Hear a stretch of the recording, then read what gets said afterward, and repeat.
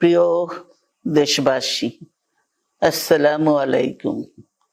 রক্তস্নাত July August 1 বছর পর আমাদের মাঝে ফিরে এসেছে। দীর্ঘ 16 বছর ফ্যাসিস্টদের নির্মম অত্যাচার, নির্যাতন, গ্রেফতার, হত্যা, খুনের মাধ্যমে গণতন্ত্রকে ধ্বংস করে এবং এক দলীয় শাসন ব্যবস্থা চিরস্থায়ী করতে চেয়েছিল আওয়ামী শাসক গোষ্ঠী।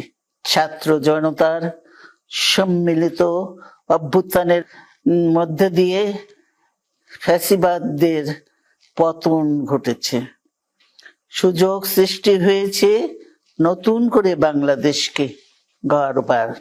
এই আন্দোলনে যারা শহীদ হয়েছেন তাদের জানাচ্ছি আন্তরিক শ্রদ্ধা, আহতদের সমবেদনা।